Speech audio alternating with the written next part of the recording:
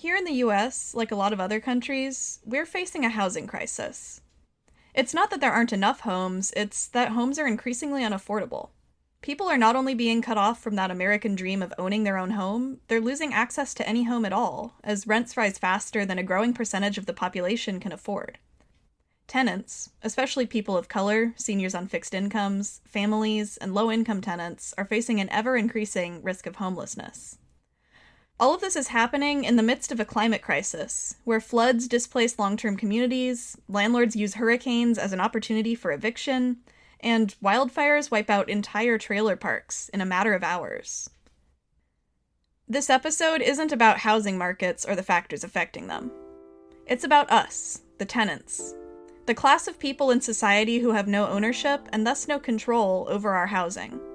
It's about a growing movement in my country, but also around the world, to raise awareness of tenants as a class and build class power against landlords.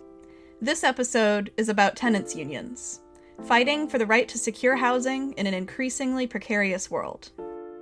After all, when the tenants are under attack, what do? Stand up and fight back.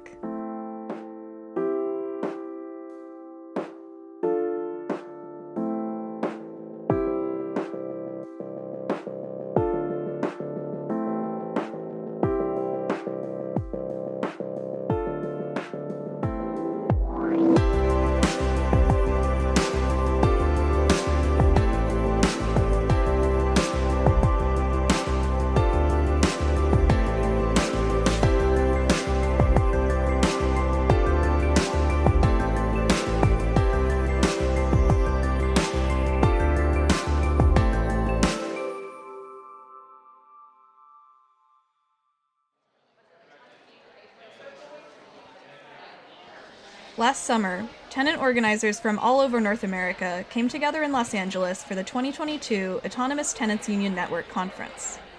Many of them were members of tenants unions, which are typically organized by city or a similar geographical region. Definitions and organizational structures vary, but for the most part, tenants unions are volunteer organizations of tenants in a local area who have found a shared material interest in organizing together against corporate landlords, gentrification, or any other threats to secure housing. They might also form tenant associations, which are typically organized at the building level. This allows all the tenants in a building to stand up against the owner, and enables tactics like rent strikes, eviction defenses, and otherwise negotiating as an organized unit rather than being singled out as individuals. In the same way that labor unions build solidarity and class power against bosses, tenant unions are about building power against landlords. Along with that comes an understanding of tenants as a class that's fundamentally, economically opposed to landlords. The points of unity for the Autonomous Tenants Union Network put it this way. We assert that the interests of landlords and tenants are fundamentally irreconcilable, and we reject any policy that attempts to paper over this conflict. While we do not rule out on principle the possibility of temporary truces and agreements between landlord and tenant, we advocate for a strategy of class struggle. Our overall political orientation consists of opposing strategies that encourage collaboration between class enemies. I think this radical position is really important. We aren't talking about charity or service organizations or getting concessions from the government. While providing immediate assistance to tenants in crisis or engaging in public policy and electoral campaigns might be valid tactics in certain situations, these are just tactics. The big picture goal of a tenants union is to establish a radical power base that's by tenants and for tenants, and answers to no one else. The Autun points of unity also clearly outline the scope of the struggle and what it means exactly to fight for tenants. We define a tenant as anyone who does not have control over their housing. For us, tenants includes unhoused tenants, tenants who are squatting, tenants inside the carceral punishment system, tenants in nursing homes, and university housing and in state institutions. We fight for tenants, not for housing. We recognize that this is a crisis of tenancy, a crisis of our place in the overall system of social reproduction. Calling this a housing crisis benefits those who design, build, and profit from housing, not the people who live in it. Tenants are full political subjects who will not be liberated by secure housing alone. I'll link to the full points of unity in the show notes, but I wanted to pull these out as an introduction to frame the conversations that follow. To me, tenants unions fit really well into the solarpunk ethos. They're radical, not reformist, and the focus is on building power and solidarity democratically amongst the people who are directly affected, not imposing solutions from the top down. I also think there's a lot of room in tenant organizing for climate activism. Some of the people who are feeling the effects of climate change most are tenants, including the unhoused. Maybe your rent is too high for you to afford to run your heater, or the street where you sleep in the summer reaches a dangerously high temperature, or your landlord won't make repairs to protect your home against extreme weather. Maybe you want more efficient appliances, but the tax breaks that would make that affordable are just for homeowners. Or the city doesn't plant trees in your neighborhood, making it much hotter than the wealthier parts of town during a heat wave. Maybe you're worried if you do get new appliances or greener streets, you'll be evicted so a higher income tenant can move in. Honestly, I think a lot of community organizers are rightly disillusioned with the environmental movement. It's historically been a very white and economically privileged movement, and even outright racist and eugenicist in some cases. If a wealthy neighborhood campaigns to keep a new power plant or toxic waste dump out of the area, and the developers just plop it down in a poor neighborhood instead, we're not actually making anything better. That's not environmental justice, it's environmental injustice. So, I've been really interested recently in the possibilities of making environmental change from within community justice movements. I'm not saying to not get involved with the climate movement, but if you do, please make sure you're listening and centering the most vulnerable groups. The ones who have for way too long faced the brunt of pollution, climate change, and general inaction from governments and corporations. The climate movement has this tendency to still be very privileged, doing things like focusing on electric cars when plenty of people can't afford a car at all. What I'm asking here is that going forward, we act on climate on behalf of those who need that action the most. And I think tenant organizing is a great model for doing that. As we heard with Atun's points of unity, tenant unions are very explicit about their class position, and the fact that this position distinguishes them from any group or institution that doesn't just answer directly to tenants. I find this strong, radical position really inspiring, and I'm proud to be a member in my own local tenants union. A union offers protection, solidarity, a feeling that you're not alone and that there are people who will fight for you. Even when you're not in an immediate crisis, that feeling of security and community is honestly incredible. This sort of organizing isn't easy, but when tenants get together, when we start talking to our neighbors, there's so much we can accomplish. In this episode, we'll hear from two tenants unions who have faced unique regional challenges. We'll see where their struggles overlap, as well as unique obstacles they face and strategies they've developed as a result. I'm really grateful to all the tenants who shared their lived experience and knowledge at this conference, as well as through our correspondence afterwards, and for their permission to let me share it with my listeners. Thank you to West River Tenants United, the Houston Tenants Union, the LA Tenants Union, Atun, and all the other presenters who I wasn't able to include here. I really learned a lot, and I'm excited to keep that learning going. So with that in mind, let's jump in and learn from some tenants unions on the ground who are organizing amidst various social and environmental challenges. First up is West River Tenants United, who are battling racism, poverty, and the challenges of organizing in a rural area. We're remembering that we're all organizing in occupied territory, and that landlords are claiming to own land that's stolen in the first place. Carissa is an organizer with West River Tenants United, based in South Dakota, which is on occupied Oceti-Sakowin lands. The organizers are based in Rapid City, where Lakota people have been living for thousands of years. Rapid City is unique because its indigenous population is very visible and present, but it's also, well, as they put it, A lot of folks I know refer to Rapid City as racist city. We call it the Deep North, and basically it feels like, I know that racism is rampant all across this continent, and it's been astounding to me living there. I've lived there for about 11 years. I've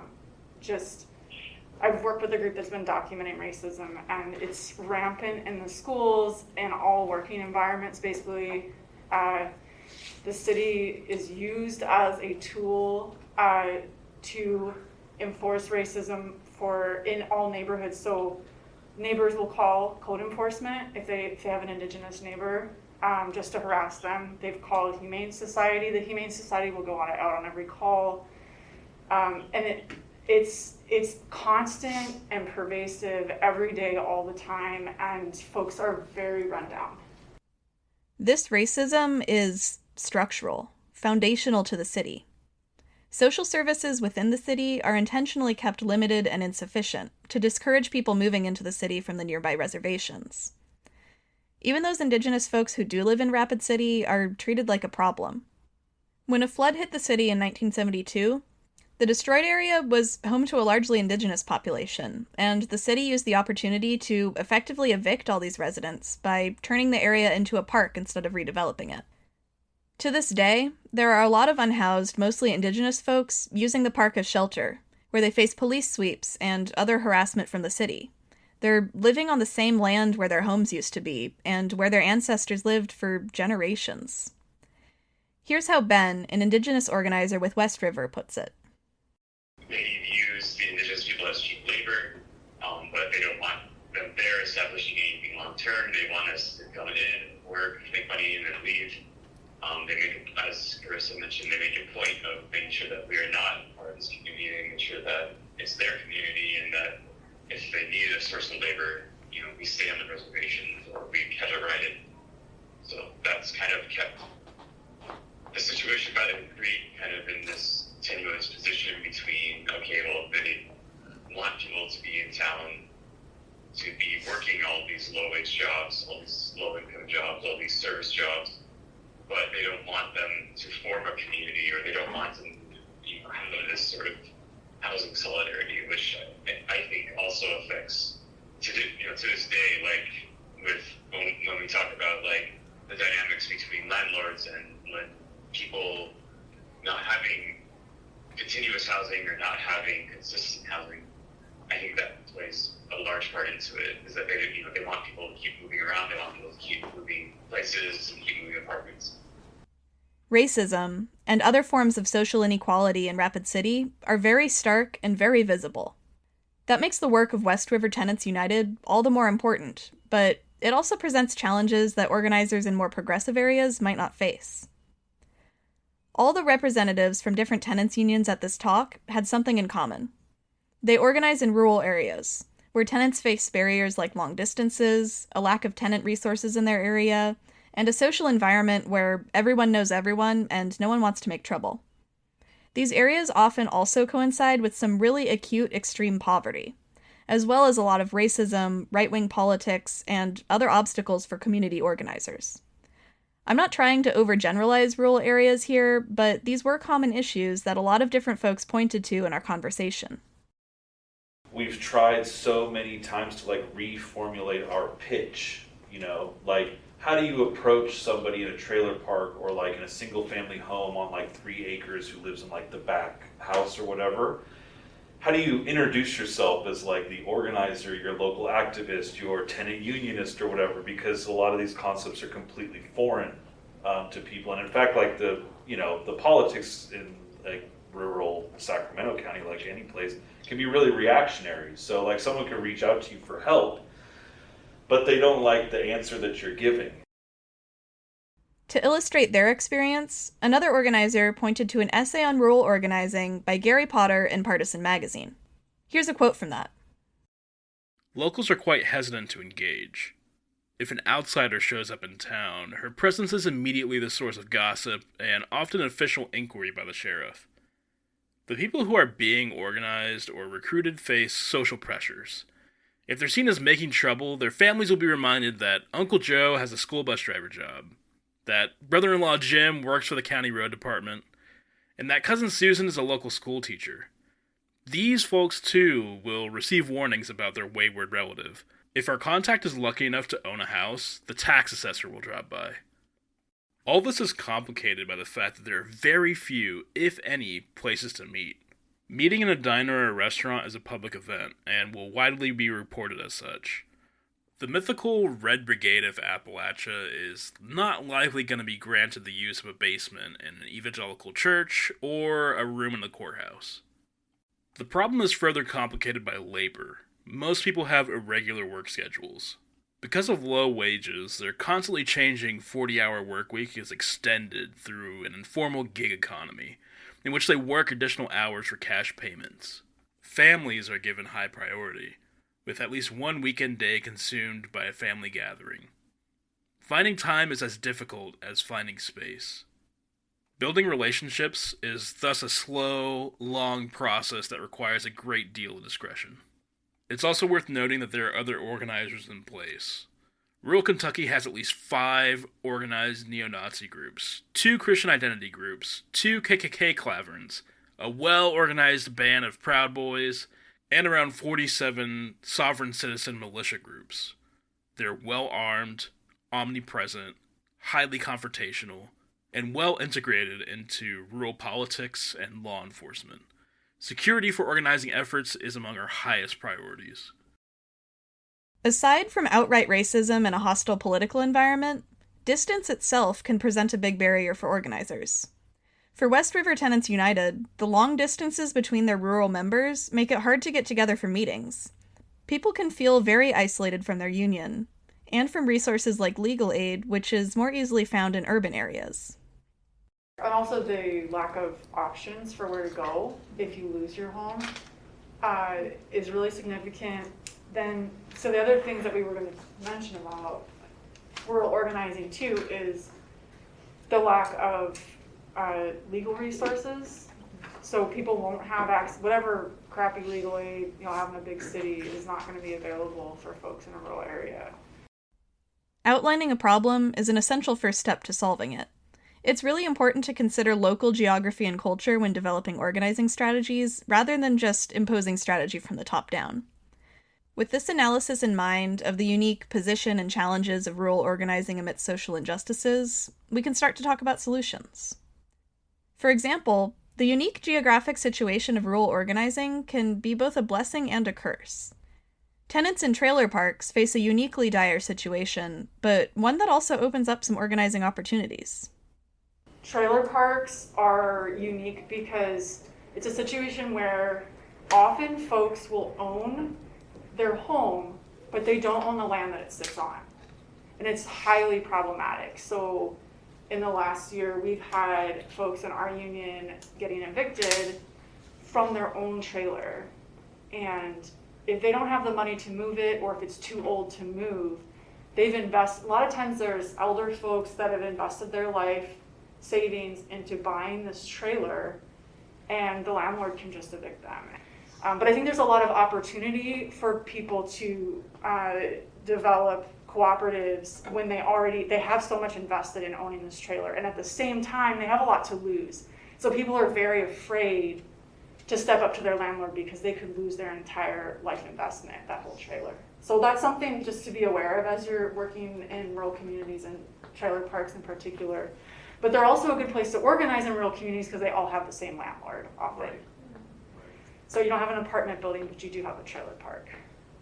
Also, in a small community where everyone knows everyone, you can really get to know people and leverage your personal relationships. As long as you're putting in the work to be a friendly and trustworthy neighbor, not just some stranger from the city. Listening to people is a good place to start. Mm-hmm. And that's how, when we go door knocking, we usually ask people, what's your experience living here?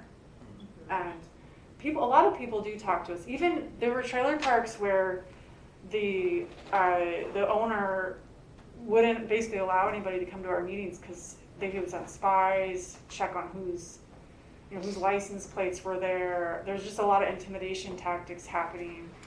So we struggled to get any meetings together, but people would talk to us when we were on their doorstep.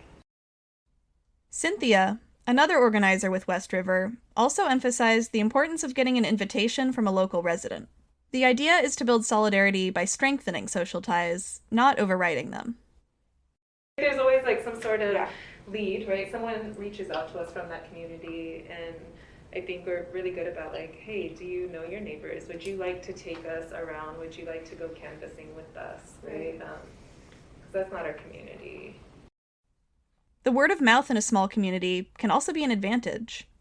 West River gets contacted by tenants they've never met who live 30 or more minutes away, but they found out about the union through their family or friends. When you establish trust, people will vouch for your organization, and you'll become a resource people turn to when they need help. And we sometimes get referrals from places like, because there's no resources, they're like, we can't help you. Oh, call the tenant union. And it's like bizarre to me where we get the referrals from. Where did we get our most recent like mind-blowing referral? We're like, we are like this like 5 group, like tenant union. And it was the attorney, was it the attorney general? The attorney general has sometimes sent us people. And we were like of South Dakota, and we were like, what? Well, not is the attorney general himself, but like the Consumer office. Protection The Office. Yeah, the office of the attorney general sends us people sometimes. Because that's just like how dire the situation is, that there are no resources in our state. The goal of tenant organizing should be building class power among tenants, who can look out for each other when the state or other institutions fail them. Because we know historically that these institutions can and will fail marginalized groups. But that's something to think about too, is if you find where people might go when they have a problem, and you can find out who has the problem, and you could go to wherever somebody in that rural community, I don't know what your town or whoever's town is like, or rural areas like, but who would they call at the state level, at the county level, at the city level? Who would they be most likely to call and build a relationship with that place and say, this is what we're doing? And then you find out where the problems are, and then if you get an invitation, they can kind of tell you where to go, who to talk to, and who not. Yeah. Right? So at least if we can make a relationship there and say, you can't do anything for them, but can you at least refer them our way, right? And then maybe we can do something for them. Organizing and power building outside of the dominant institutions of power is a lot of hard work. It can be hard just to find people who see the need for organizing in the first place. But when an acute crisis strikes, your organization will be prepared to step in and help, and that can encourage new members to join. It was just a trailer parking crisis, so the landlord was just giving out fraudulent bills to everybody. So they get these multi-$1,000 bills, but they're like, I've paid my rent, I'm not behind. And so there was just so many people that were upset about this, and so it was kind of just like, you got to capture the moment sometimes when the situation comes up, and that's what we were doing. Okay. Yeah. And also a ton of door knocking and flyering. Like, we door knocked that trailer park so many times, so that was the other thing. Yeah. The goal here isn't just to provide aid or charity. You're establishing your organization as a resource people can turn to, but also a project they can contribute their own efforts to. Members do what they can to help others, knowing that their comrades will back them up when they, in turn, need help. That's organizing to build solidarity. With climate change accelerating, we're going to see more and more acute crisis conditions that our dominant institutions aren't prepared to deal with. Marginalized and underserved communities will be disproportionately affected. An organizer from Oregon shared a terrifying story that I'll do my best to paraphrase. They described a forest fire that swept through rural Oregon recently. It traveled much faster than any previous fires had because the environment was hotter, drier, and windier than usual. The fire surged through several trailer parks faster than anyone could react to save them, and firefighters were only able to stop the blaze when it reached a wealthier, more developed area nearby. Entire communities went up in flames in the course of an afternoon. Those residents who had invested their life savings into owning their trailers lost it all. Whether this was a failure of land management, or emergency services, or a government official somewhere calculated that the trailer parks weren't worth fighting for, I don't know. I actually tried to look this up to see which fire the organizer was referring to, but as it turns out, this has happened several times in rural Oregon in the past few years. And on our current trajectory, we can expect it to only get worse. People living in these vulnerable conditions need solidarity organizing now more than ever. Next up, we'll hear from the Houston Tenants Union about their work in an area especially prone to disasters caused by climate change. So, the tendency of Houston, and there's probably some awareness of this, is that typically we have some kind of big climate thing happen every couple of years, whether that be a big flood or a hurricane or a freeze. So every couple of years we get something like that has to be responded to. Another big thing, and this kind of comes into play as we get farther into it is that, like, look, this is what we're part of what we're talking about is how people use land and how people like build the places where they live and who controls that. So it's important to think about, like, look, this is like stolen land, right? So like we're here, dealing with climate change and climate disaster and whatever in the context of, a place that did not look like it does now 100, 150 years ago, 200 years ago, right? So something to keep in mind. Richard and Gus from the Houston Tenants Union talked about their experience organizing tenants in the climate crisis. Houston is on the Gulf Coast of Texas, which is the southern part where it touches the Gulf of Mexico, and it's largely built on land that used to be prairie, marshes, and swamps. That means Houston gets a lot of rainfall, especially during its frequent hurricanes and other storms. But being a city with concrete everywhere covering up the floodplain, Houston doesn't have the drainage capacity that their natural bayou system used to. That means a lot of flooding, which, as you probably guessed by now, disproportionately affects tenants and low-income residents. Houston is also an oil town since there's a ton of oil deposits in the Gulf. This brings in a lot of money and development, but it also means that the very industry that built Houston is what's worsening the climate dangers the city faces. In a way, Houston is a microcosm of the climate crisis. The unsustainable, ecologically disastrous growth demanded by our current economy worsens climate disasters, so the same forces building the city up are also tearing it down. So what's it like, organizing Houston tenants in the face of the climate crisis? Richard gives an example from the aftermath of Hurricane Harvey, which made landfall in August 2017. Yeah, so just a note on evictions. It's our experience because these climate events are so frequent, the eviction machine does not stop for these, right? So evictions always continue, and these type of events are big precipitating events for large quantities of evictions, in the immediate aftermath, right? As people are already dealing with all of this other, chaos in their lives. So for an example from Harvey, in the month immediately after Harvey, evictions went down substantially. And the reason why is because the court infrastructure was damaged, right? So they couldn't physically do it. And as soon as they were able to get that back together in record time of 30 days or whatever, then evictions were at a record rate like that was never seen. They also only fell 33. They actually did not dip that much because of Harvey. It's actually kind of... Still kind of... Yeah, it's kind of amazing, that they only fell 33% when something like 25% of the court system was severely water damaged afterwards. They still found a way to do all those evictions. Well, there's an initial phase during or after a disaster where people are just trying to survive and get somewhere safe. The Houston organizers say that pretty much immediately after that, the evictions start. Already in this relief phase is where you're going to see, landlords start to do things to clear people out, right? So self-help evictions, for example, will start immediately in the relief phase. This is kind of something that, the way that I think about it is there's a sense of basically lawlessness or in these type of scenarios where you can kind of get away with whatever, or people feel like that. And so landlords will immediately take advantage of that. And basically, one way that I think about it is if you're in a flood situation, how much different does a self-help eviction look from gutting an apartment, for example? It's just a bunch of trash on the street, right, to a bystander. But that's literally a landlord who's kicking somebody out who maybe he already wanted to kick out. A lot of the Houston Tenant Union's work revolves around the climate crisis and operating amidst disaster. This includes everything from delivering water to tenants when the city water supply fails, clearing debris from streets so people aren't trapped in one place, and mucking and gutting homes after floods. Now, if you live in an area like I do, where the climate crisis looks more like a drought than a flood, you might not know that term. Mucking and gutting is when you clear all the debris out of a home, remove possible sources of mold growth, and dry everything out before rebuilding. Gus, another Houston organizer, says many tenants have trouble accessing these sorts of services. But rebuilding, it typically, some people begin immediately. For some people, it takes a couple of months.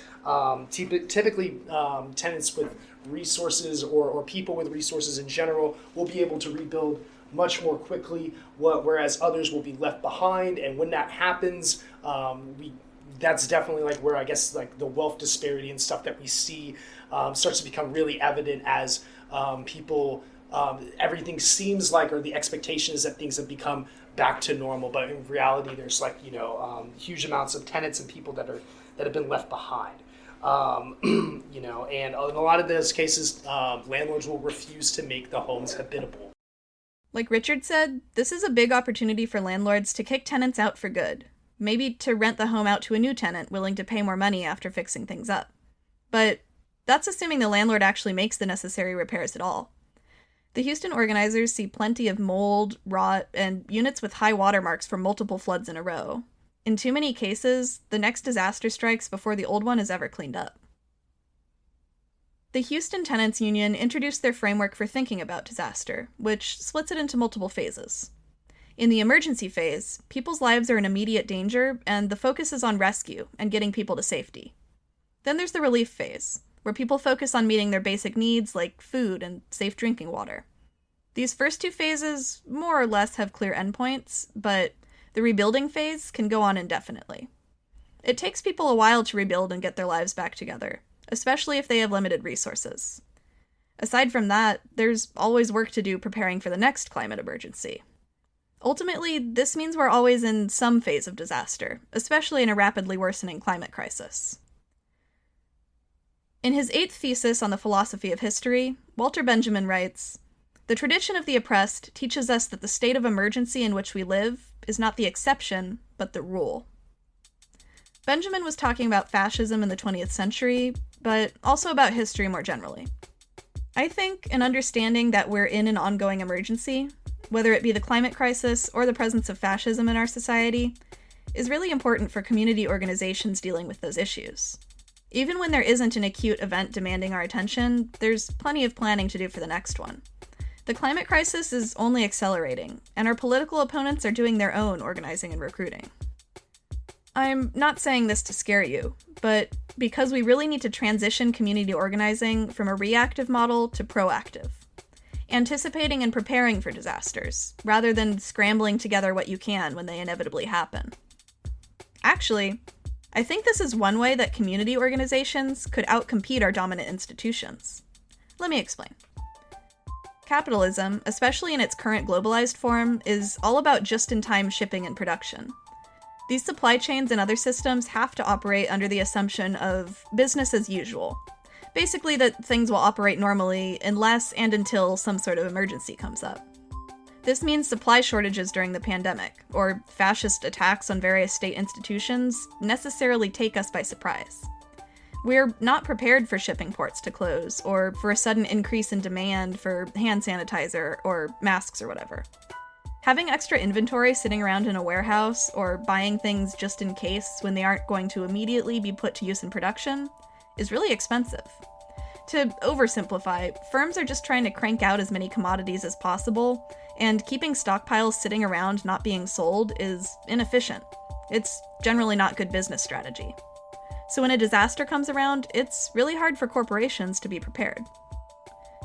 On the other hand, community organizations built around solidarity and mutual aid are playing the long game. Community organizing is rarely just about getting everyone to show up at a protest or vote in an election or give a one-time donation.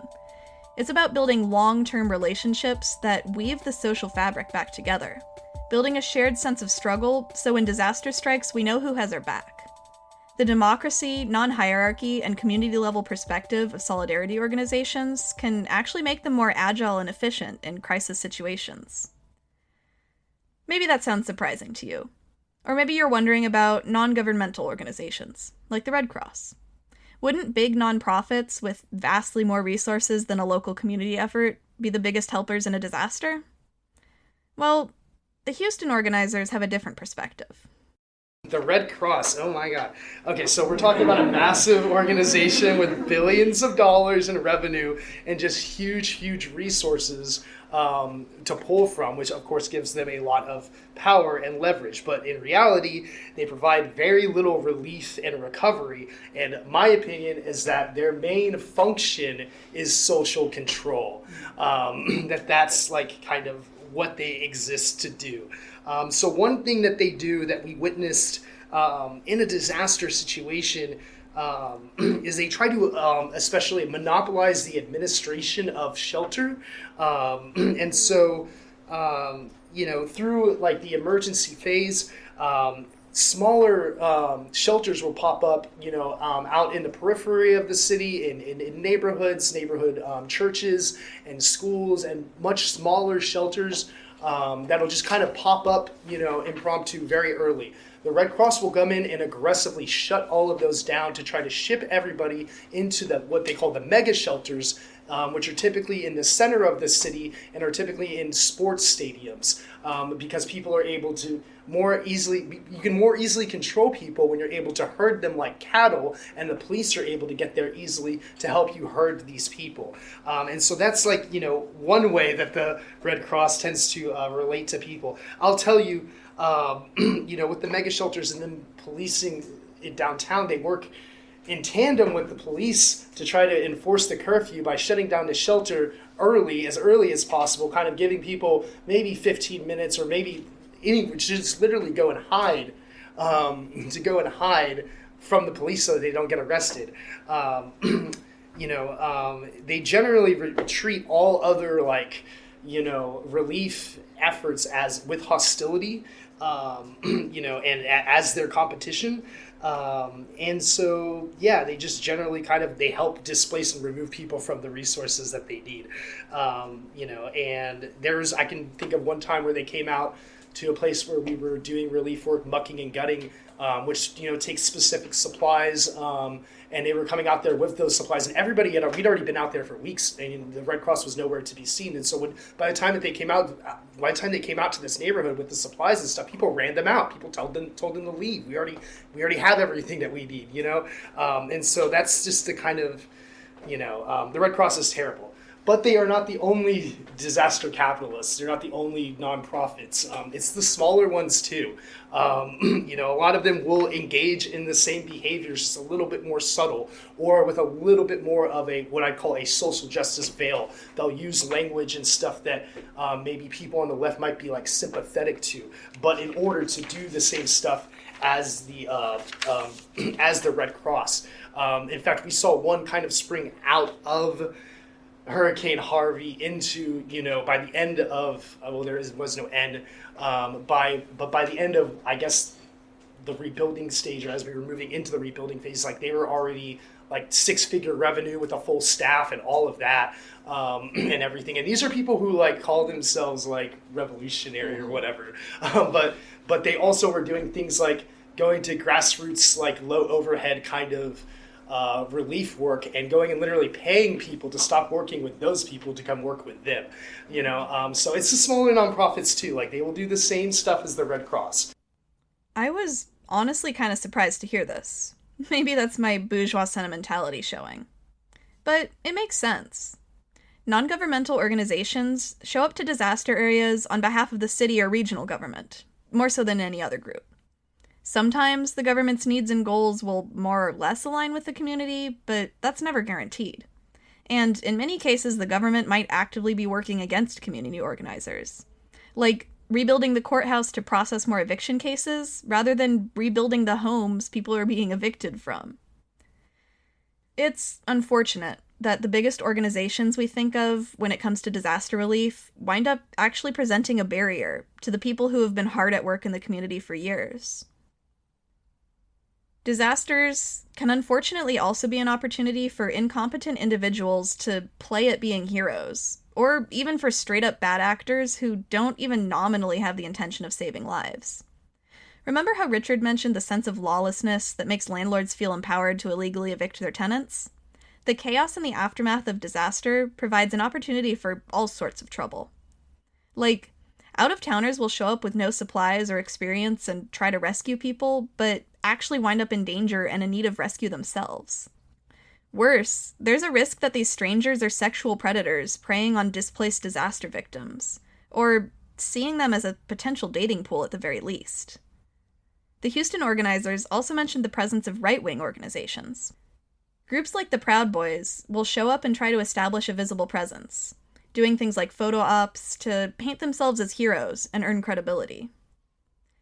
Tensions and emotions are high in a crisis, meaning it's more important than ever that everyone involved in a relief effort is already known and trusted in the community, or at the very least they can be vouched for. The Houston organizers encourage those of us in other tenants unions to think critically about who to welcome into the organization, even during a time of desperation. While more help is always appreciated, some people really are just there to play at being heroes, or even actively work against your organization. Speaking of actively working against the community, let's talk about ICE. For those of you not in the US, or not in a part of it with a lot of undocumented folks, that's Immigration and Customs Enforcement. When ICE shows up in your town, they're looking for undocumented immigrants to tear apart from their families and deport out of the country. It's pretty common for community organizations to have emergency hotlines to call when this happens, so people can protect neighbors who might be at risk. But actually, ICE is widely hated enough that even some city governments here have an official policy of not cooperating with them. So yeah, for those not familiar, they really are that bad. Here's what they do in Houston, a city relatively close to the Mexican border, in the aftermath of a hurricane.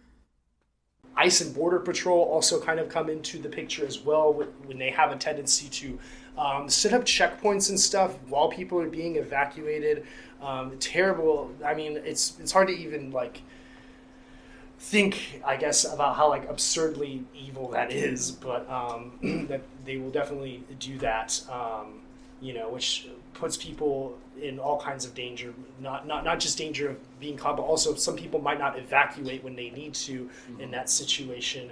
Again, it's a scenario where what would seem very strange in a normal situation becomes something that would just be accepted, right? Because it's how do you know? I guess these guys are in charge, so they must know what they're doing, and then you set up all these checkpoints, and it's there's no accountability for what these people are doing, right?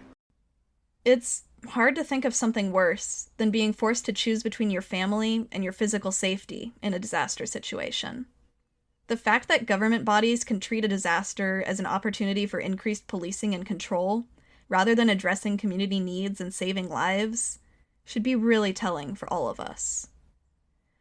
In this ongoing emergency, we need to know who we can count on, who we have shared material interests with, who we can build solidarity with.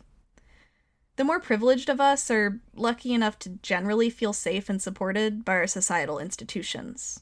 But when law and order suddenly come at the expense of your personal safety, who do you turn to? When the institutions that establish and protect your individual rights turn against you, or those rights are taken away with the stroke of someone's pen. It's not unusual for tenant organizers to have to work without the help of, or even actively against, government institutions.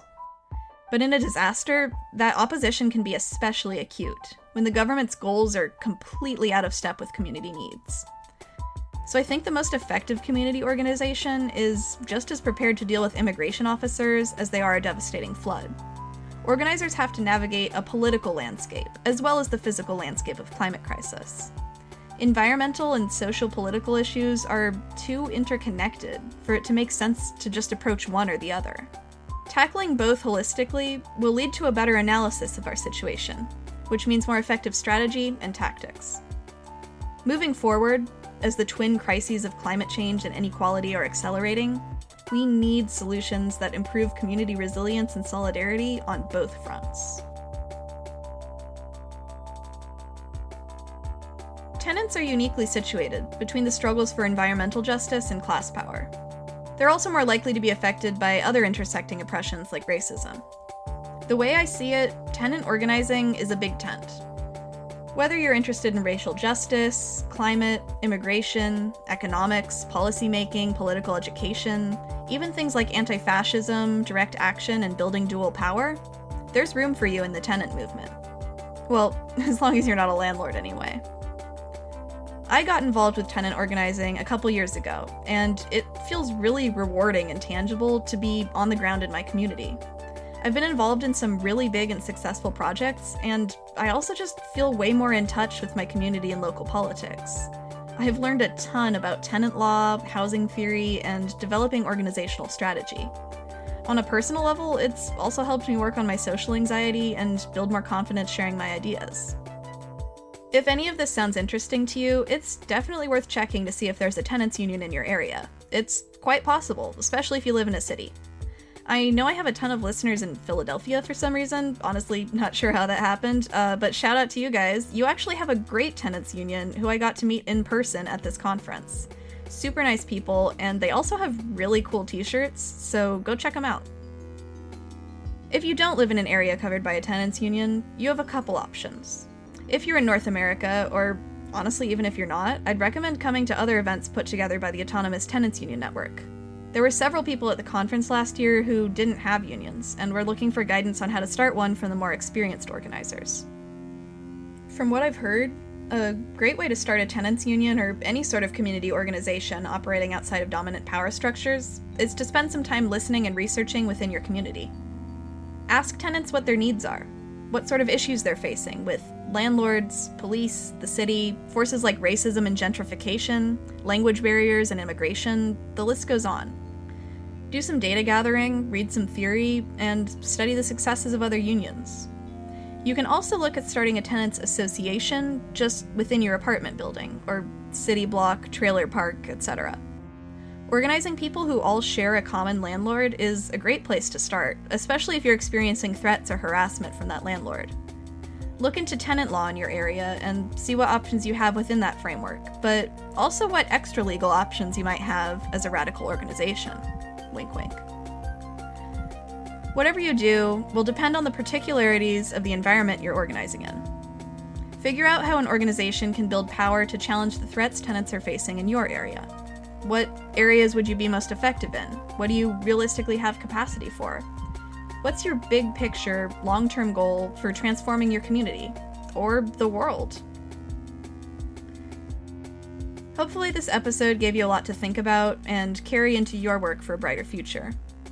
I always come away from events like this conference just in awe of how hard people are working to change the world, despite all the challenges they face. With this episode, and the podcast in general, I hope you get that sense too. You aren't alone in feeling frustrated that the world is so messed up, and that change isn't happening fast enough. You aren't the only one fighting a sense of hopelessness. You aren't the only one wishing you knew your neighbors better, or that you had the power to stand up against the people, corporations, and institutions exploiting you. Yes, there's a lot of work to be done, but I guarantee you can find people who will do it with you. That's what I mean when I say join us. And let's demand a brighter future together. Everywhere we go, people want to know who we are, and we tell them we are the tenants, the mighty, mighty tenants, fighting for justice. And for housing.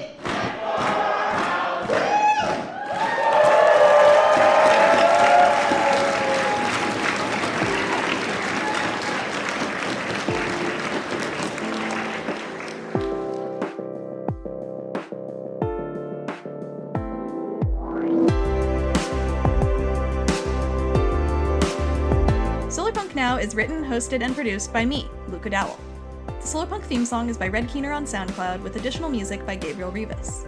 The presentations quoted in today's episode were recorded at the 2022 Autonomous Tenants Union Network Conference. Thank you to the West River Tenants United and the Houston Tenants Union, as well as the other presenters who gave me permission to record their talks. You can follow me on Twitter at SolarpunkCast, Mastodon at solarpunkcast.spore.social, or visit solarpunkcast.net for all episodes including show notes. You can also visit solarpunkcast.net to donate to the show. Running a podcast takes time and money, and I do all of this myself, so your support is greatly appreciated. That's solarpunkcast.net, link in the description. And remember, the realization of any vision requires action. I strongly encourage you to get involved with local organizations whose goals align with the brighter future you want to see. Analysis is important, but we have to back it up with practice. Keep dreaming big, and keep up the good work.